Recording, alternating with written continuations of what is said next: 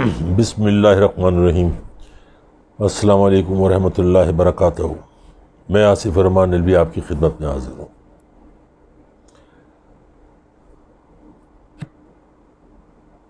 گوال منڈی سے جاتی عمرہ، یہ سلسلہ کل شروع کیا اور پتہ نہیں کتنے دن جاری رہے گا۔ بہرحال جب تک رہنا ہے تب تک رہے گا۔ یہ جو خاندان ہے جاتی عمرہ، جس نے نام رکھا، تھوڑا سا یہ بتاتا چلوں یہ جاتی عمرہ ہے کیا۔ جاتی عمرہ ہندوستان میں ایک جگہ کا نام ہے، امرتسر کے پاس چھوٹا سا گاؤں۔ وہاں ان کے بزرگ مار رہتے تھے، جو بڑے میاں صاحب تھے۔ بڑے میاں سے میرے مراد ہے جو شہباز شریف کے جو دادا تھے، وہ وہاں رہتے تھے۔ 2 مرلے کا مکان تھا، اس علاقے کا نام تھا جاتی عمرہ۔ یہ ان کی محبت ہندوستان سے، اس علاقے سے اتنی زیادہ ہے کیونکہ خمیر وہاں کا ہے۔ ہمارے آبا اجداد جو چھوڑ کے آئے، انہوں نے وہاں کے نام سے منسوب کوئی چیز یہاں نہیں رکھی، وہ چھوڑ دیا سو چھوڑ دیا، مگر وہ اس علاقے کا نام جاتی عمرہ اس نام پہ اوپر ہے۔ ان کا وہاں پہ بہت بڑا کاروبار تھا۔ ایک بٹی تھی، یہ 7 بھائی تھے، جس میں سے ایک میاں شریف بھی تھے، نواز شریف کے والد۔ 7 بھائی تھے۔ ان کی چھوٹی 2 مرلے کے مکان میں رہتے تھے، اور چھوٹی سی ایک بٹی تھی جس پہ بہت بڑا کاروبار تھا ان کا۔ جو وہاں کھیتی باڑی کے اوزار جو تھے، ان کو دھار لگانا، ان کو ٹھوکنا، لوہار تھے۔ اس کے علاوہ گھوڑوں کی نال لگاتے تھے۔ یہ تھا ان کا کل کاروبار۔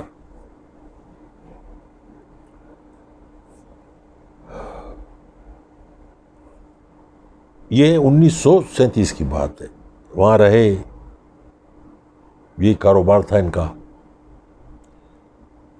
یہ آج کے ارب پتی جو کہتے ہیں ہم خاندانی رئیس تھے، بلکہ ہم حکمران خاندان سے ہیں، تو کسی ڈنگروں پہ حکومت کرتے تھے، کن پہ حکومت کرتے تھے، یہ تو یہی بتائیں گے۔ میں ان کے چاہنے والوں سے بات پوچھتا ہوں، اگر اتنے رئیس تھے تو ہندوستان سے جب آئے تو رام گلی نمبر 6 ڈولرا چوک کے سامنے 2 مرلے کا مکان ملا ان کو، اور وہ مکان وہ تھا جو ماجروں کو الاٹ ہوئے، یعنی کلیم میں۔ تو جو بڑے لوگ وہاں سے آئے تھے ہجرت کر کے اور لٹا کے، تو انہوں نے کلیم میں بڑی بڑی چیزیں لی تھی، تو 2 مرلے کا مکان چھوڑ کے آئے تھے، 2 مرلے کا مکان یہاں مل گیا۔ یہاں بھی انہوں نے ایک چھوٹی سی بٹی لگائی، وہی کام انہوں نے کیا۔ سلسلہ بڑا عجیب و غریب ہے نا۔ لوگ محنت کرتے ہیں، ترقی کرتے ہیں، آگے بڑھتے ہیں، وہ نظر آتا ہے کہ یہاں سے یہاں، یہاں سے یہاں، یہاں سے یہاں، مگر چھلانگیں نظر نہیں آتی ان لوگوں کو۔ عمارت نظر آتی ہے، بنیادیں کمزور ہوتی ہیں۔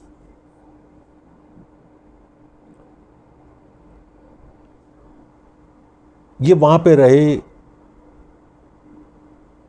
اسی پہ اپنی زندگی گزار رہے تھے، چل رہے تھے، وہی کاروبار تھا۔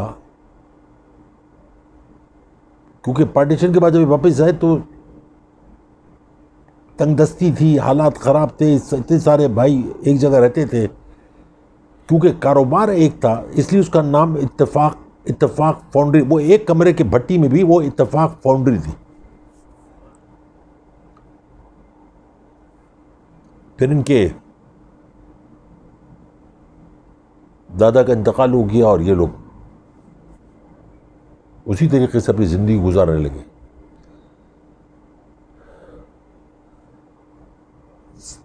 سیاست میں یہ آنے سے پہلے جو تھے وہ تو میں نے آپ کو بتا دیا، اور اس میں کوئی بری بات نہیں، لوہار بڑا بڑا لوہار ہوا ہے اس دنیا میں، لیکن یہ اس کو چھپاتے رہے، خاندانی رئیس اپنے آپ کو بتاتے، رئیس اگر ہوتے تو 2 مرلے کا مکان نہیں لیتے، یہ اپنے حساب سے کلیم کرتے کہ جی جاتی عمرہ ہمارا تھا سارا گاؤں، ہم لوٹے پٹے آئے تو لوٹے پٹے یہ آئے تھے کہ 2 مرلے کا مکان چھوڑ کے آئے، 2 مرلے کی جگہ مل گئی 1958 میں غالباً، پاکستان بننے کی 11 سال بعد۔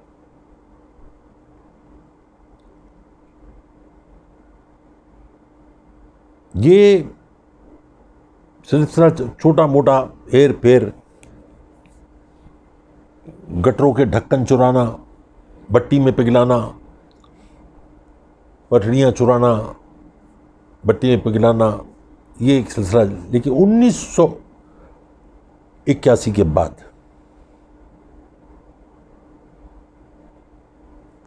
تقدیر نے پلٹا کھایا۔ میاں صاحب اس دوران میں بھی، بڑے میاں صاحب نے بچوں کو تربیت دی تھی کہ ہاتھ اس سے ملانا جس سے تم کو فائدہ ہو۔ آپ دیکھیے ان کا کوئی دوست نہیں ملے گا، آپ جیسے میرے دوست ملیں گے آپ کو، اوروں کے دوست ہوں گے، آپ کے دوست ہوں گے، ان کا کوئی دوست نہیں ملے گا۔ یہ کہیں گے کہ یہ میرا دوست ہے لیکن وہ ہے نہیں۔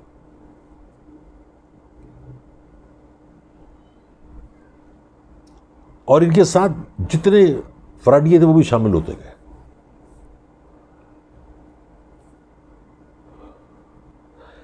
یہ ان لوگوں سے ہاتھ ملاتے تھے جن سے آگے چل کے کوئی فائدہ ہو، اڑوس پڑوس ادھر نہیں۔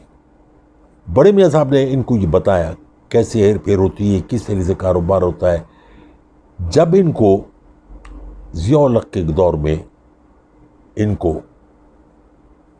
اتفاق فاؤنڈری، جو بھٹو نے لازمی تھوڑا بہت ترقی کر کے انڈسٹری بن گئی تھی، جو بھٹو نے قومیہ لی تھی وہ ان کو واپس دی گئی 1 روپے میں۔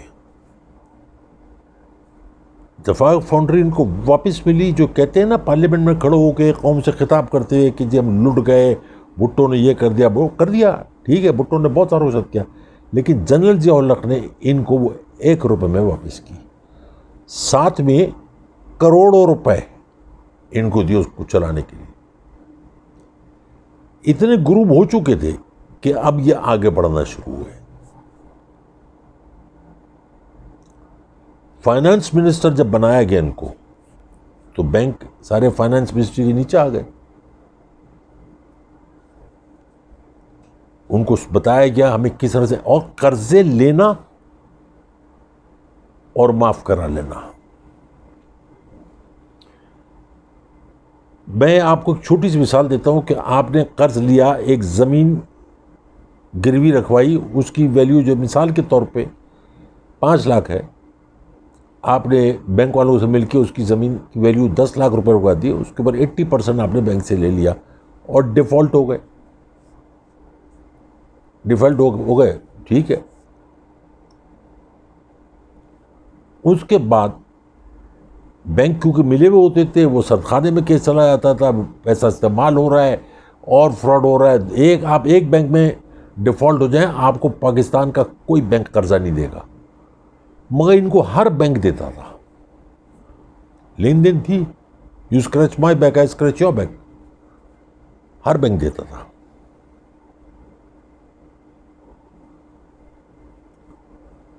ان کے ساتھ جو لوگ ملے، جو بعد میں کچھ ان میں سے ان کے خاندان کا حصہ بن گئے، ان میں سے ایک پان منڈی کا اسحاق ڈار بھی ہے۔ یہ شیطانی دماغ سب ایک جگہ ہوتے گئے۔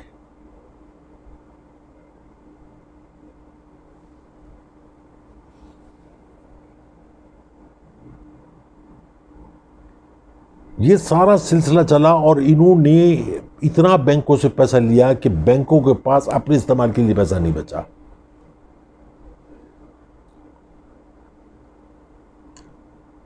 میں کوئی ایک انڈسٹری کا کیا نام لوں گا، آپ دیکھیں، انہوں نے دودھ کا کاروبار کیا، انہوں نے مرغی کا کاروبار کیا، انہوں نے فلور ملیں لگائیں، شوگر ملیں لگائیں، یو نیم اٹ، ہر چیز کا کاروبار پہ ان کی منوپلی ہو گئی. جو لاہور کے لوگ، جو پنجاب کے لوگ یا پاکستان کے لوگ جو تھے، وہ ساری منوپلی ان کے ہاتھ میں تھی.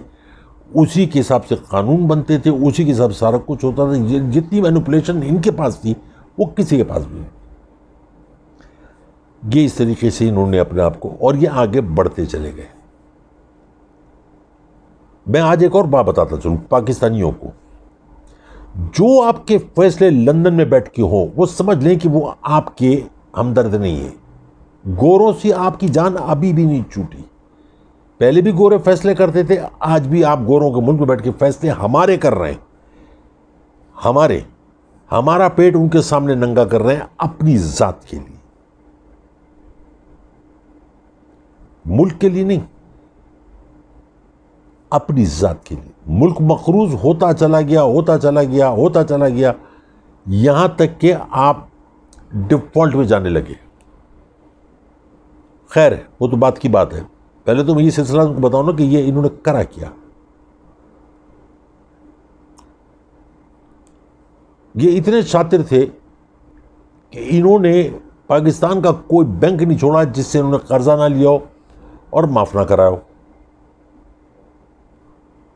اپنے آپ کو بینک کرپٹ دکھا. جب آپ آفیشلی بینک کرپٹ ہو جاتے ہیں تو کئی سال تک آپ پر پابندی لگ جاتی ہے کہ آپ اپنے نام سے، اپنی بیوی کے نام سے، بچوں کے نام سے کاروبار نہیں کر سکتے. مگر یہ کبھی ایسے ڈیفالٹ نہیں ہوئے. کیا دماغ تھا ان کے پاس، شاطرانہ دماغ تھا. آپ لوگ کچھ سیکھیں ان سے جو ان کے چاہنے والے ہیں.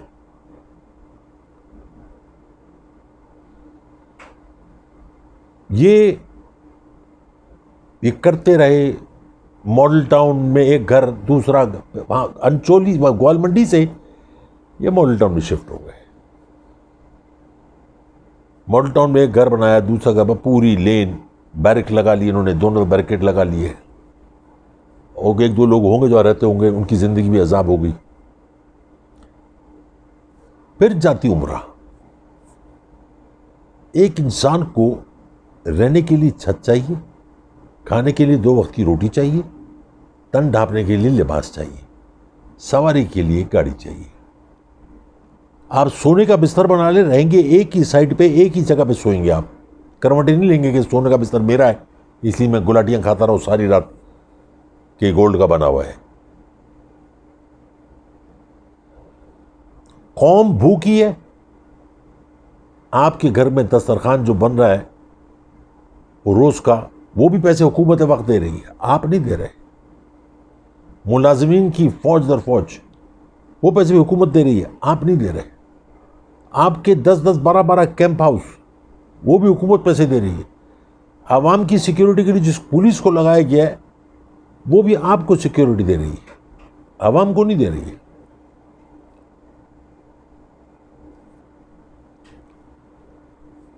جعلی پراپرٹیز، یہ جو اتفاق فاؤنڈریز ہے، یہ ایک قصہ مشہور ہے لیکن یہ قصہ نہیں ہے، یہ ایک حقیقت ہے. طاقتور لوگ تھے، غاصب قسم کے لوگ تھے. کراچی سے پورٹ سے جو اسکریپ کا جہاز آتا تھا وہ بوگی پہ لگتا، بوگی ان کی اتفاق فاؤنڈری میں جاتی تھی. پوری کی پوری بوگی بھٹی میں چلی گئی. آج تک کوئی نہیں پوچھ سکا، کسی نے سوال نہیں کیا.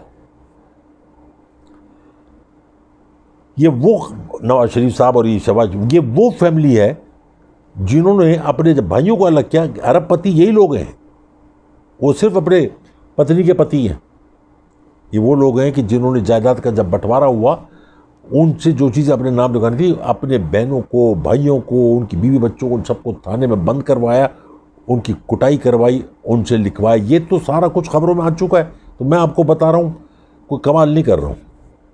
میں تو وہ کمال کر رہا ہوں جو میں پہلے کا بتا رہا ہوں.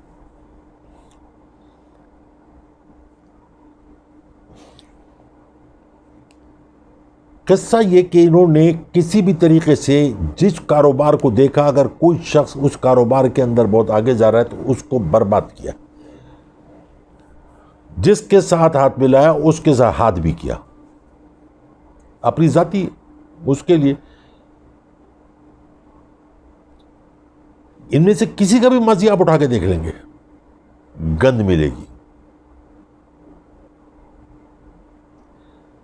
ہندوستان سے ان کو اتنا وہ تھا کہ انہوں نے واجپئی کی حکومت میں اپنے ذاتی عمرے کو، اس جگہ کو رینویٹ کرایا اور ورثے کا اسٹیٹس دلوایا۔ ایسی کیا خاص بات تھی؟ کیا سارے گاؤں ورثہ بن گئے؟ نہیں۔ کیوں ایسا ہوا؟ ایسا کیا لنک ہے آپ کا؟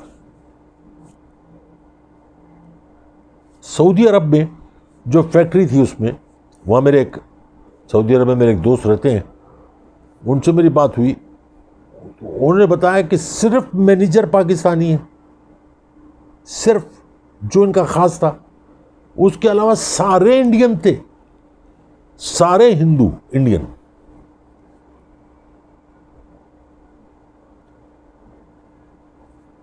کماتے اس ملک سے ہیں، پیسہ یہاں سے بٹورتے ہیں، فراڈ یہاں کرتے ہیں، ملک سے باہر لے جاتے ہیں، ہندوستان کے لوگوں کو ملازم رکھتے ہیں، حکمرانی ہم پر کرتے ہیں اور ہم کرواتے ہیں اور ہم پہ نعرہ لگاتے ہیں، شیر ایک باری پھر میاں تیرے نعرے بجیں گے۔ کیا ہے؟ آپ لوگ کب غلامی کی اس دلدل سے باہر آئیں گے؟ بہت طویل کہانی ہے ان کی، آہستہ آہستہ سب سناتا رہوں گا آپ لوگوں کو۔ انڈیا میں بھی کیا کیا کیا انہوں نے اپنے دور میں، کیسے پاکستان کو کھوکھلا کیا۔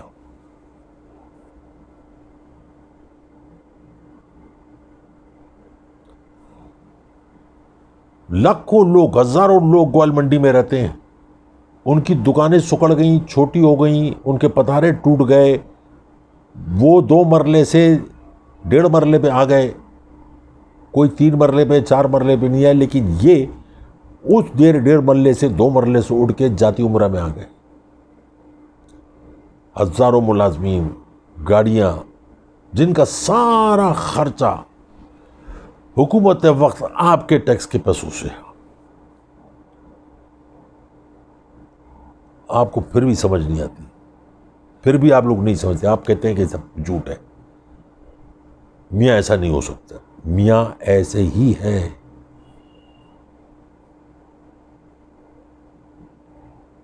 میں بھی یہاں مختصر کروں گا، ایک چھوٹی سی بات بتا کے، میاں صاحب کو ہندوستان سے اتنا لگاؤ ہے کہ یہ جو ان کا ڈیوڈ لارنس جو ان کا ڈاکٹر ہے، آپ اس کو گورا مت سمجھیے، یہ ہندوستان کا ڈاکٹر ہے، ہندوستانی ہے۔ وہ جو رپورٹ یہ کہیں گے وہ بنا کے دے گا، کیونکہ اس نے رپورٹ بنا کے دی ہے، اس نے ایک لیٹر لکھا ہے، رپورٹ نہیں، لیبارٹری سے رپورٹ نہیں آئے گی۔ بہرحال میرے پیارے ساتھیوں، میرا بتانے کا صرف یہ مقصد ہے کہ آنکھیں کھول لو، کوئی ذاتی دشمنی نہیں ہے، آنکھیں کھول لو۔ جس دن یہ ملک نہیں رہا، اس دن تم کو اندازہ بھی نہیں کہ تم کیا ہوگی۔ ملک تو انشاءاللہ رہے گا، تم نہیں رہو گے، میں نہیں رہوں گا، ہم میں سے کوئی بھی نہیں رہے گا، لیکن ہم اللہ کے سامنے جا کے سرخرو ضرور ہوں گے۔ صرف اپنے اندر یہ احساس پیدا کر لیں کہ ووٹ دیتے وقت ذرا ماضی پہ نظر ڈال لیں۔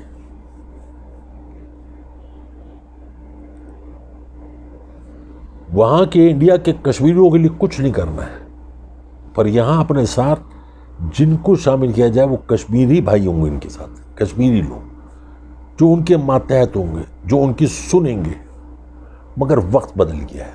بہرحال آج کے لیے اتنا کافی ہے، کل شروع کروں گا تیسرا پارٹ۔ اب میں اپنے بچوں سے مخاطب ہوتا ہوں، دنیا میں سب نے جانا ہے، سب نے عزت سے جانا ہے، ذلت سے، یہ تو خیر ہمارے اپنے ہاتھ میں بھی اور اللہ کے ہاتھ میں بھی۔ ہمارے اپنے ہاتھ میں اتنا ہے کہ ہمارے اعمال کیسے ہوں۔ حلال اور حرام کا فرق میں آپ کو تھوڑا سا بتا دوں۔ آپ لوگ کماؤ بچوں، اتنا کماؤ کہ تم کو سمیٹنے کی، رکھنے کی جگہ نہ ملے، وہ گرتا رہے، اور پیچھے لوگ اس سے فیضیاب ہوتے رہیں. یہ تمہاری نیت ہونی چاہیے کہ اللہ تم کو اتنا نوازے کہ تم دے کے بھول جاؤ.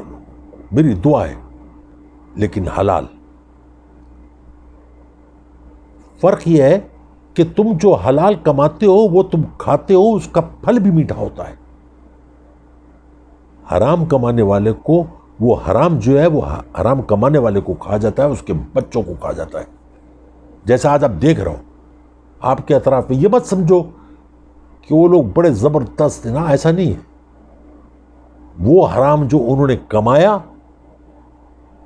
وہ آپ دیکھ لو، وہ ان کو کھا رہے، دیمک کی طرح کھا رہے. کل مر جاؤ گے تو لوگ کہیں گے مر گیا مردود، نہ فاتحہ نہ درود. زرداری نے حرام کمایا، بچے دیکھ لو اس کے، آج وہی حرام بن کے اس کو کھا رہے. نواز شریف نے کمایا، بچے دیکھ لو. یہ کہنے میرا مقصد ہے میرے بچوں، کمانا بری بات نہیں ہے، یہ تمہارا حق ہے. آگے بڑھنا یہ تمہارا حق ہے، لیکن اس کے لیے دو چیزیں تمہارے لیے ضروری ہیں. ایک تو حلال اور حرام کا فرق، دوسرا حوصلہ. چھوٹے موٹے نقصان سے گھبرانا نہیں. میں جب کبھی لیکچر دیا کرتا تھا تو پرائیویٹ لیکچر دیتا تھا میں کسی زمانے میں، تو مجھ سے بچوں نے پوچھا کہ بزنس میں آنے کے لیے سب سے پہلا اصول کیا ہے. تو کچھ 30-35 بچے تھے، تو میں نے ان کو کہا کہ تم سب جوا کھیلنا سیکھ لو. سب نے مجھے بڑے حیرات سے دیکھا کہ پاگل تو نہیں ہو گیا بڈھا. جب انہوں نے مجھ سے پوچھا تو میں نے اس کو بتایا کہ کاروبار میں آنے کا رستہ ایک ہوتا ہے، جانے کے 100 راستے ہوتے ہیں. اگر جوا کھیلنے والا، کیونکہ نقصان ہوتا ہے نا، اگر جوا کھیلنے والے کو نقصان ہو جائے اور وہ گر جائے تو وہ نوکری کر لے. اس کو پتہ ہے کہ مہینے کی اتنی تنخواہ ملے گی، لیکن اگر اس کو کچھ نہیں ہوتا اور وہ ویسے کے ویسے رہتے، وہ کاروبار کر لے. کیونکہ کاروبار میں جھٹکے بہت ہوتے ہیں اور اس کے لیے حوصلے کی ضرورت ہوتی ہے. اور حوصلہ وہ شخص جو زندگی کو ایک جوا سمجھ کے گزارتا ہو. جوا ہے زندگی، ہیڈ اینڈ ٹیل. اچھا کرو گے ہیڈ ہے، برا کرو گے ٹیل ہے. یہ فرق ہے. بہت سارا پیار، بہت ساری محبت. اپنی دعاؤں میں یاد رکھیں، اپنے پیار میں یاد رکھیں. کل زندگی ملی تو انشاءاللہ پھر حاضر ہوں گا تیسرے پارٹ کے ساتھ. السلام علیکم ورحمۃ اللہ وبرکاتہ.